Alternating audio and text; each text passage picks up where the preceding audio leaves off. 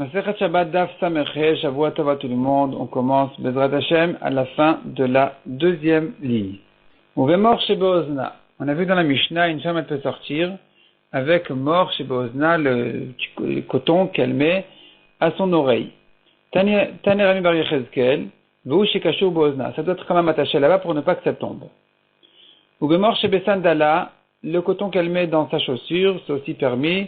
Tane Rami Bar Yechezkel, Vou chez Kashur la Besandala, à nouveau, ça doit être attaché là-bas pour pas que ça tombe. Mor chez Tkina la Lenidata, et le genre de coton aussi qu'elle se met pour protéger ses vêtements qui ne salissent pas quand elle a ses règles, ça va Rami Bar Chama le Memar, Vou chez Kshurala Ben Yerechotea. Rami Bar Chama pensait qu'ici aussi, il faut que ce soit attaché à ses pieds, que ce soit attaché à ses Ben Yerechotea, à ses jambes. Amar Rava, Afalpi Sheno Kashurla, Rava dit non, même si c'est pas attaché à elle, Kevan de maïs, puisque c'est répugnant, elle ne risque pas de le porter au Reshut Arabim, elle va le laisser là-bas, donc elle a le droit de sortir avec. Ba'amene Rabbi Yirmiya me Rabbi Abba. Rabbi Yirmiya demandait à Rabbi Abba, Astala betiad maou, si elle lui a fait une petite anse pour pouvoir porter ce coton-là en question, est-ce qu'elle aura le droit de sortir avec pendant Shabbat, sachant qu'elle risquerait peut-être, si c'est pas attaché à elle, de le retirer? Elle peut attraper avec cette petite anse sans se salir. Amar le moutar, il a dit, il n'y a rien à craindre, c'est permis, elle ne risque pas de sortir, de le porter. Itmar nami, Amar Rav Nachman bar Oshay. Itmar nami, le Gemara ramène aussi un enseignement, effectivement, qui confirme ce qu'on vient de voir. Amar Rav Nachman bar Oshay, Amar Rabbi Yochanan, Astala betiad moutar. Même si elle lui a fait une anse, elle aura le droit de sortir avec, parce qu'on ne craint pas qu'elle risque de le porter, de le sortir sur elle, pour le porter au Reshut Arabim. Rabbi Yochanan raconte la Gemara, Nafik doa le bemidrasha. Rabbi Yochanan sortait avec ces cotons-là au Bet Midrash, à ses oreilles, vers Chalukin alav chaverav. Ses amis étaient en marloquette avec lui, ils n'étaient pas d'accord de permettre de sortir un coton à l'oreille alors qu'il n'est pas attaché à son oreille. Et lui, Rabbi Yochanan, il sortait avec, même au Reshut Arabim. Rabbi Anaï raconte la Gemara, Nafik doa les carmélites, vers Chalukin alav kol doro. Rabbi Anaï sortait avec ces cotons-là en question, il les sortait avec au Carmélite. Carmélite, on a dit, c'est pas un Reshut Arabim Minatora, c'est un domaine qui est un peu intermédiaire, il n'est pas vraiment interdit de la Torah, il est interdit comme des Rabbanan parce qu'il ressemble à un Reshut Arabim, donc il ne répond pas, il n'a pas la définition d'un Reshut Arabim.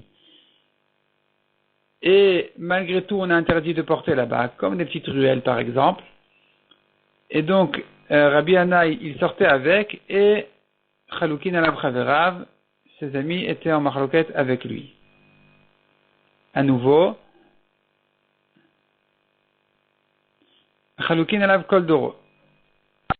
Tous les chachamim de sa génération n'étaient pas d'accord avec lui de permettre une chose pareille. Demande la Gemara Vatan Rami Bar Yechezkel, pourtant on a vu une braïta qui disait bien clairement, Vou chez Kashur la Beozna, ça doit être attaché à son oreille, si c'est pas attaché, c'est interdit. Comment est-ce que il pouvait sortir avec ces choses-là sans les attacher? Répond la Gemara Lokashi, Hade meadak, Hade lo meadak, ça dépend. Si c'est bien enfoncé dans son oreille, ça risque pas de tomber. Là, la Braïta n'a pas parlé de ça. Et c'est là où Rabbi Yochanan permettait, et ses amis étaient en marloquette avec lui, ils ne permettaient pas. Mais, ce que la Braïta a interdit, c'est dans le cas où c'est pas enfoncé dans son oreille, et donc là-bas, effectivement, ça risque de tomber, là-bas c'est clair que c'est interdit. Rabbi Yochanan n'a pas laissé comme ça les choses, il a enfoncé dans son oreille, et dans ce cas-là, il pensait que c'était permis, et malgré tout, les Chachamim étaient en marloquette avec lui. Mais pilpel vegalgal melach. On a vu encore dans la Mishnah, une femme peut sortir avec, donc pilpel et galgal melach, ce sont des choses justement que la Gemara va expliquer à quoi ça sert dans sa bouche. La Gemara explique pilpel et réachapé. Pilpel, elle le met, il a une odeur spéciale, forte, et elle le met dans sa bouche pour faire passer une mauvaise haleine qu'elle a. Galgal melach, les dourchines. Galgal melach, c'est le sel qu'elle met dans sa bouche pour guérir les dents malades. Vechol davar shenotenet et torpia. La Gemara explique toute autre chose qu'elle pourrait mettre dans sa bouche aussi. La Gemara explique que c'est zangavila et inami d'artuna. Donc, alors zangavila c'est du gingembre, inami d'artuna c'est de la cannelle. Donc tout ça elle met dans sa bouche, elle a le droit de sortir avec pendant Shabbat. Elle aura le droit de le faire. Shen totevet veshen shel zahav, Rabbi Matir v'chachamim osrin. Donc, si elle porte une dent en or, selon Rabbi, c'est permis de sortir avec pendant Shabbat, selon Chachamim, c'est interdit. Amar Rabbi Zera lo shen shel zahav. Cette machloket dans la Mishnah ne se rapporte que sur une dent en or. Aval beshel kesef, mais en argent, nivra kol mutar, selon tout le monde, c'est permis. Pourquoi? Soit parce que en argent, c'est moins important, elle ne risque pas de l'enlever pour la montrer à ses amis, soit parce que si on dira que le problème en or, c'est qu'on risque de se moquer d'elle, parce que ça n'a pas la même couleur que ses dents, en argent, il n'y aura pas de problème, parce que ça a plus ou moins la même couleur que ses dents, et donc on ne va pas se moquer d'elle, elle ne risque pas de l'enlever. Tananami Achi, la Gemara, elle ramène effectivement une braïta, on voit ça clairement. Beshel kesef divra kol mutar. Si c'est une dent en argent, c'est permis. Shel zav, mais en or, Rabbi Matir v'chachamim osrin. Selon Rabbi, c'est permis. Selon Chachamim, c'est interdit. Amar Abaye, Rabbi, Rabbi Eliezer, Rabbi Shimon ben Elazar. Donc il y a trois Tanaïm, Rabbi Eliezer et Rabbi Shimon ben Elazar. Kulus viraleu, les trois pensent de Cholmite de Miganyabe, une chose qui Kolmide de Miganyabe le Atia le Arvouye, toute chose que si elle la porte, elle enlève de sur elle, alors elle va paraître moins bien. Dans ce cas-là, les Chachamim n'ont pas interdit. Donc le Atia le Arvouye, on ne craint pas qu'elle risque de l'enlever parce que finalement, ça va la rabaisser. Rabbi Adamaran, l'exemple de Rabbi, c'est ce qu'on a vu dans la Mishnah, elle ne risque pas d'enlever sa dent, parce que Rabbi permet de sortir avec une dent, même en or, parce que de la retirer, ça paraît encore moins agréable, moins bien, et donc elle ne risque pas de l'enlever. Rabbi Eliezer d'Etania, Rabbi Eliezer, lui aussi, il pense comme ça, comme on a vu, Rabbi Eliezer, il dit, Rabbi Eliezer poter bekovet ou bislochis chez le paliaton. Donc on a dit, il s'agit d'une femme qui porte un flacon de parfum, et elle aura le droit de sortir avec pendant Shabbat, parce qu'elle ne risque pas de le retirer, puisqu'en général, a priori, il s'agit d'une femme qui a une mauvaise odeur et qu'elle a besoin de ça pour faire passer ses odeurs, elle ne risque pas de la retirer, de retirer son parfum pour le montrer à son ami, puisque finalement, au contraire, elle sera rabaissée de ça. Rabbi Shimon ben Elazar d'Etania, lui aussi, il pense comme ça, comme on voit dans une braïta kalama Rabbi Shimon ben Elazar, kol shule mata min asvacha yotzabo, ce qui est en dessous du foulard de la femme, elle aura le droit de le porter pendant Shabbat parce qu'elle ne risque pas de se découvrir les cheveux pour retirer et montrer à son ami ce bijou-là, ce vêtement, ce qu'elle aura là-bas. Tandis que les malaminas vachanayotzabo, ce qui est au-dessus de son foulard, on craint qu'elle le retire pour le montrer à son ami, elle n'aura pas le droit de sortir avec pendant Shabbat. Mishnah suivante. Yotzab esela shalatinit. Une femme a le droit de sortir aussi avec, sela, c'est une pièce de monnaie, she'al atinit, on verra dans la Gemara ce que c'est. Habanot ktanot yotzot bechutin. Les petites filles peuvent sortir avec des fils qu'elles portent dans leurs oreilles, parce que quand on leur a percé les oreilles pour leur mettre ensuite des boucles d'oreilles, on veut garder le trou, alors on rentre là-bas des petits fils, et ça garde le trou en question, elles auront le droit de les porter pendant Shabbat. Même si elles mettent là-bas kisamin, même si c'est en bois, elles peuvent sortir avec pendant Shabbat. Arviot yotot reulot. Les femmes juives qui habitent dans des pays arabes peuvent sortir comme à l'habitude de l'endroit, enveloppées complètement et en laissant que leurs yeux découverts. Ou Madiot, les femmes juives qui habitent dans le pays de Madaï, Perufot, elles peuvent sortir aussi de la manière habituelle qui est Perufot, c'est à nouveau, elles s'enveloppent dans un vêtement et il y a là-bas un genre de ruban qui attache les deux parties, les deux côtés du vêtement. Et donc, pour les attacher bien, on met là-bas une petite pierre, un petit caillou, ou une noix, ou une pièce, et sur laquelle on enveloppe les deux parties, les deux côtés de son vêtement, et elle l'attache comme ça. Et tout autour de la pierre, plutôt la pierre, elle va dépasser ensuite, et ça sera attaché en dessous de la pierre. Et de cette manière-là, son vêtement ne tombe pas. Donc, elle a le droit de sortir comme ça, vechol adam, et d'ailleurs, n'importe qui aussi, c'est pas que les femmes qui habitent dans ces pays-là qui ont le droit de sortir de cette manière-là, n'importe qui peut sortir comme ça, et là j'ai dit brou chachamim baové, simplement les chachamim ont parlé des cas fréquents, des cas habituels. Porefet ala even vala egos vala matbea. Et la Mishnah nous ajoute encore une halakha. Une femme qui a besoin de se couvrir de cette manière-là, elle aura le droit même d'attacher, comme on a dit, les deux parties de son vêtement, les deux côtés, avec ce petit caillou ou cette noix ou cette pièce. Donc, elle, comme on dit, elle enveloppe, avec les deux parties de son vêtement, elle enveloppe la noix, et elle attache ensuite avec une ficelle en dessous de la noix, de manière à ce que le vêtement soit bien attrapé. Elle a le droit de faire a priori cette chose-là pendant Shabbat, ou bilvad shelo tifrof lechatchila beShabbat, mais à condition qu'elle ne le fasse pas a priori pendant Shabbat. On verra dans la Gemara comment comprendre cette contradiction de la Mishnah. La Gemara reprend le premier cas de la Mishnah. On a dit, elle peut mettre une pièce de monnaie à la tzinit. Qu'est-ce que c'est tzinit? Maï tzinit, demande la Gemara. Bat ara. Bat ara, ça veut dire que si elle a sur la plante de son pied, elle a là-bas une plaie, elle met là-bas cette pièce de monnaie qui va servir qui va protéger ou qui va l'aider, en fait, qui va l'aider. Elle aura le droit de sortir avec pendant Shabbat. Et la Gemara explique exactement qu'est-ce qui aide ici, pourquoi qu'est-ce qui lui sert pourquoi elle a besoin de cette pièce-là, à quoi ça lui sert. Ou Maïshnasela, pourquoi cette pièce-là? Il est ma colmide d'akusha là. Si c'est parce que c'est dur, ça la protège, ça protège son pied, qu'elle ne se prenne pas des coups avec les ronces ou avec les clous qu'il y a dans les chemins. Demande la Gemara, si c'est ça, il n'y a pas besoin d'une pièce de monnaie pour ça. L'Iava de la chaspa, elle peut mettre un morceau d'argile, c'est bien aussi, c'est dur aussi, ça protège. Et la mishum shurta. C'est parce que c'est mishum shurta, ça veut dire que justement ici, l'humidité qui sort de l'argent, c'est ça ce qui vient, c'est ça ce qui a, c'est un genre de produit comme ça, qui fait que ça peut guérir sa plaie. Donc cette rouille là de la pièce, c'est ça ce qui va lui servir à guérir un petit peu sa plaie. Demande à la Gemara, si c'est ça, elle avait de la tasse, elle n'a pas besoin d'une pièce de monnaie, elle peut faire même une plaque d'argent, et ça va lui servir aussi, et c'est dur, et il y a de la rouille, c'est bien aussi. Et la mishum tsurta, la forme, elle a aussi, elle peut aussi l'aider à guérir sa plaie. Donc la forme de la pièce, de monnaie, c'est bien aussi. C'est pour ça qu'on ne met pas une plaque. Demande à Gemara, va de la pulsa. Elle devrait se faire en bois. Elle n'a pas besoin d'une pièce de monnaie. Elle peut se faire aussi un morceau de bois avec une forme qui va lui servir à guérir son pied.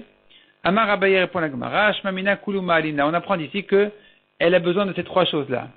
Et la forme, et la rouille, et le fait que ce soit dur. Donc ça la protège aussi.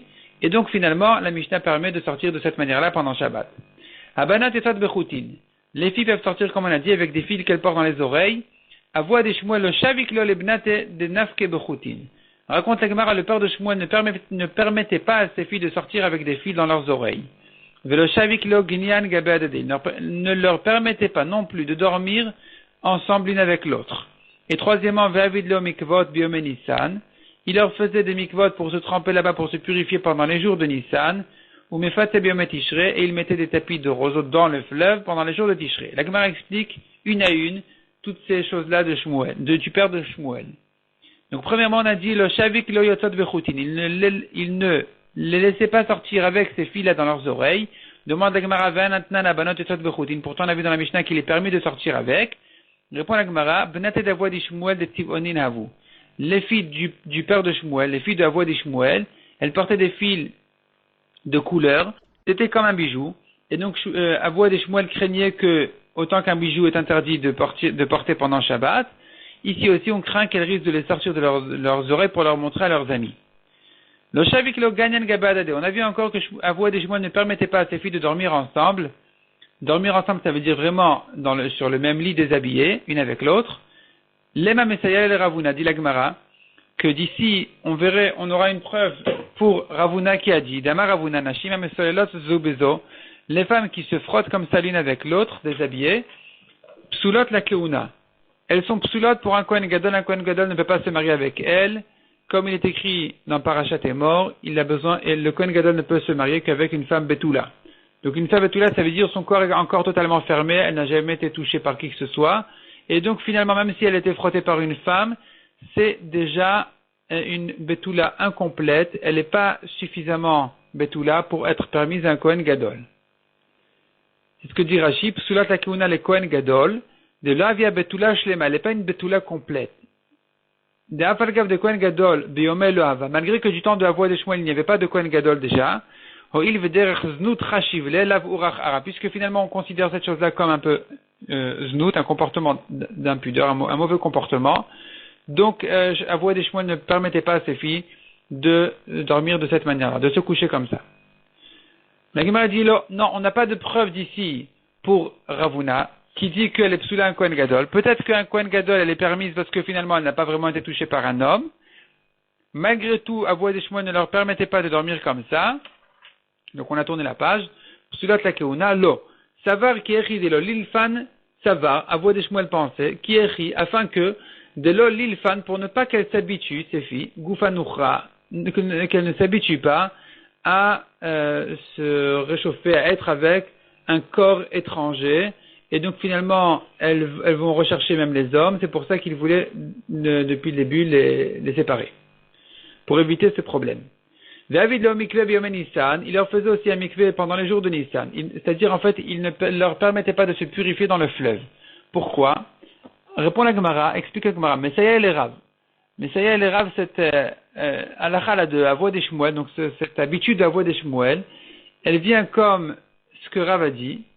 De Amar Rav, Mitra Bemarava. Rav dit, quand il pleut à l'ouest en Eretz Israël, Saada, le témoin, Rabba Prat. Quand le fleuve de Prat a grandi, c'est la preuve qu'en Eretz Israël, il pleut. Il a plu beaucoup.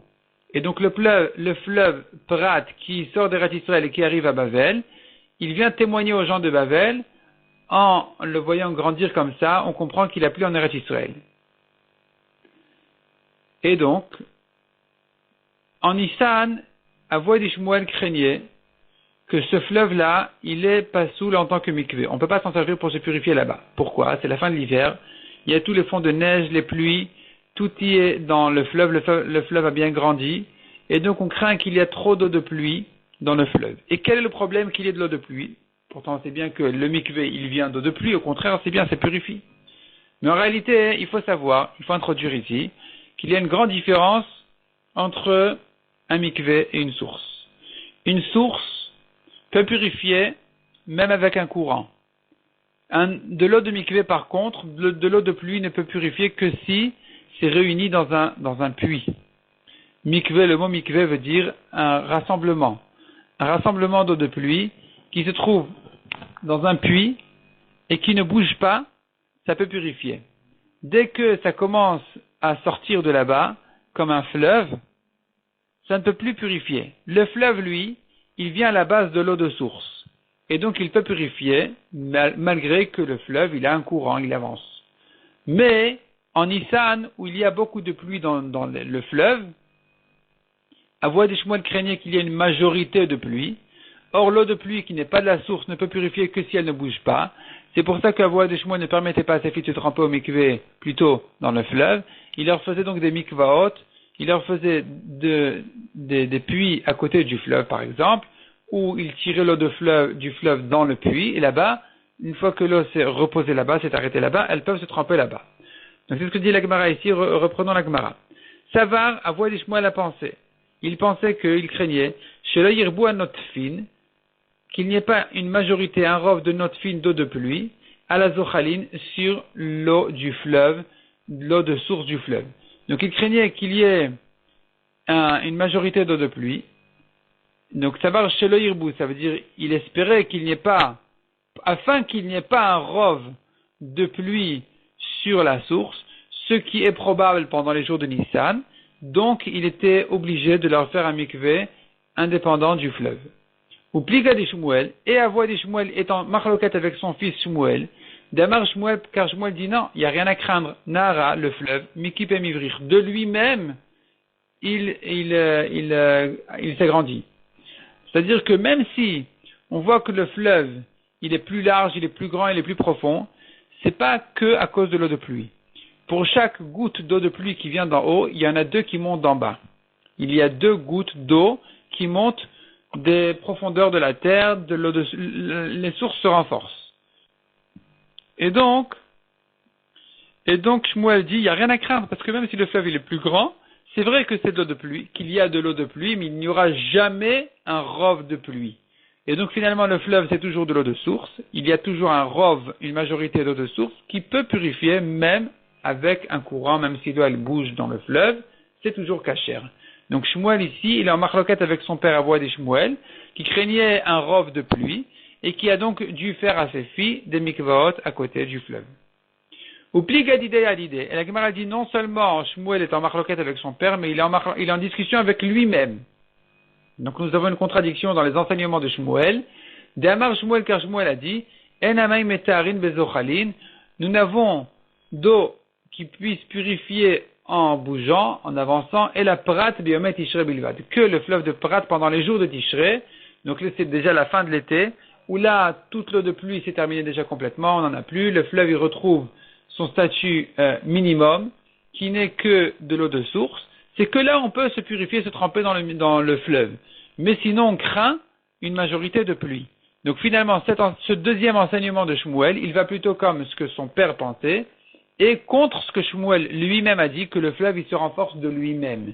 C'est pas que le fleuve se renforce de lui-même, on ne dit pas comme ça, on craint qu'il s'est renforcé, qu'il s'est élargi grâce à l'eau de pluie, plus que de lui-même. Donc c'est pas de l'eau de source, c'est de l'eau de pluie, c'est pas soul pour le mikvé. Donc nous avons une contradiction, la Gemara laisse les choses comme ça, sans résoudre la contradiction dans les enseignements différents de Shmuel.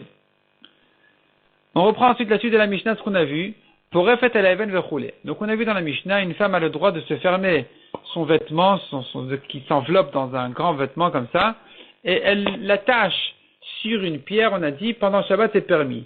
On avait élevé là-bas une contradiction dans la Mishnah elle-même, Ve'amrat Recha Porefet. Donc la Gemara demande une contradiction entre la Mishnah qui dit Porefet, elle a le droit de s'attacher, et après c'est écrit Ubilvat Shelot Iprof Be'lechatrila Be'Shabbat, mais à condition qu'elle ne le fasse pas a priori pendant Shabbat. Répond la Gemara Marabé, c'est Fatan, la fin de la Mishnah qu'il a interdit de le faire, Atan, elle vient pour les matbea, pour une pièce. De faire ça avec une pièce, c'est interdit parce que c'est moukté. Mais avec un caillou qui était destiné à ça depuis avant Erev Shabbat, ou bien, comme on a dit, la noix, c'est permis.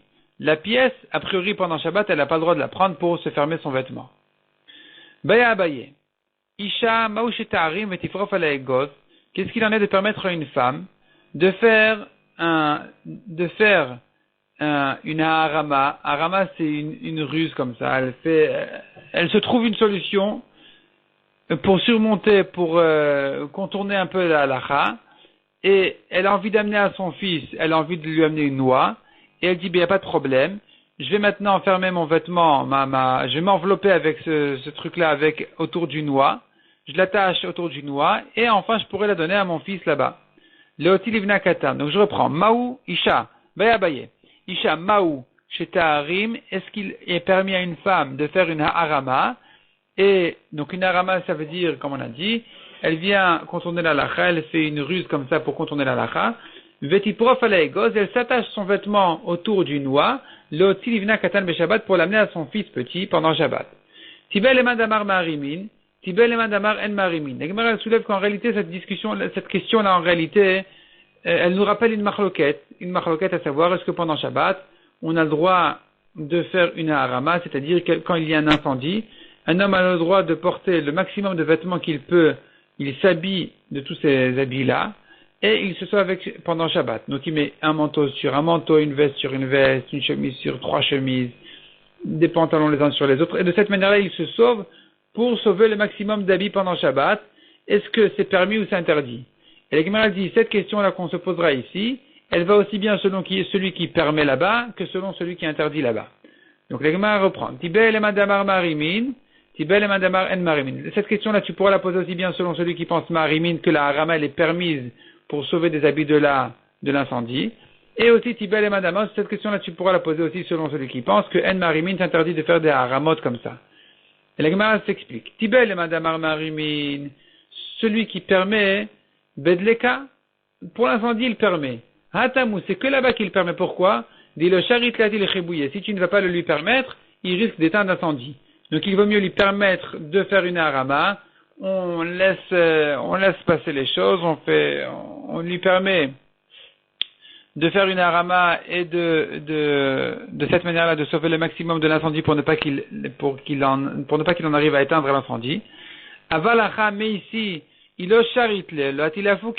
si tu ne lui permets pas de faire une harama, si tu ne permets pas à cette femme-là d'amener sa noix à son fils de cette manière-là, en attachant son vêtement dessus, elle ne risque pas de porter la noix dans sa main. Elle n'est pas affolée comme face à un incendie. Donc ici, on n'a pas de raison de le lui permettre. Donc c'est une question. Bon, ici, on se doutera, on se demandera, est-ce que ici aussi ça sera permis, ou ici non, c'est déjà interdit, il n'y a plus de raison de le lui permettre. Odilma ou peut-être, peut-être qu'au contraire, même celui qui interdit de faire une harama, bidleka, c'est que dans l'incendie il interdit, pourquoi hatam derechotza bekar. Ça s'appelle porter pendant Shabbat, de porter des vêtements les uns sur les autres alors qu'on n'a pas du tout l'habitude de s'habiller de cette manière-là. C'est une manière de porter, c'est comme s'il est porté dans ses mains. Donc c'est interdit pendant Shabbat. Avalacha, mais ici, où elle est attachée, elle s'est enveloppée de son vêtement, elle est attachée sur sa noix, en derechotza bekar. C'est pas une manière de porter un objet pendant Shabbat. C'est une manière de s'habiller. Et donc, Emma, Shapir Dami, je pourrais dire que ici, il serait permis à cette femme-là d'amener la noix à son fils de cette manière-là, puisque finalement, tout est classique ici, il n'y a rien de méchant. Tekou, la Gemara, elle reste là-dessus, en safek. Est-ce qu'on lui permet cette harama? Oui ou non? Dans le Shulchan Aruch, la halakha, elle est que si elle veut traverser de cette manière-là le Reshut Harabim, elle n'aura pas le droit de porter sa noix en enveloppant son vêtement dessus, en l'attachant dessus. Mais si par contre, il s'agit d'un carmélite qui n'est un domaine qui n'interdit que midrabanan, on va lui permettre cette harama-là d'amener à son fils la noix, comme on a dit, en attachant son vêtement dessus. Donc évidemment, il s'agit que d'une manière où la noix est totalement nécessaire pour fermer son vêtement, parce que si elle l'attache à son vêtement alors elle n'en a pas besoin, évidemment, ça sera interdit. Ici, on est en train de parler que la manière de ces femmes-là pour s'habiller, c'est d'attraper les deux côtés de son vêtement en les attachant tout autour du noix. Et c'est là, on a dit que si son intérêt essentiel ici, il est d'amener la noix à son fils, on va le lui permettre que dans un carmélite, mais pas dans un Reshut Harabim. À propos de la pièce, on a vu qu'il était interdit, d'ailleurs le Shulchan Aruch cite aussi cette halakha à propos de la pièce, qu'une pièce, on n'aura pas le droit de l'utiliser pour la première fois pendant Shabbat pour attacher son vêtement avec cette pièce-là, parce que même si elle était destinée à ça, c'est insuffisant. On ne pourra permettre qu'une pierre qui a été destinée à ça, mais pas une pièce. Si par contre elle avait déjà utilisé avant Shabbat de cette manière-là, elle aura le droit de sortir avec pendant Shabbat.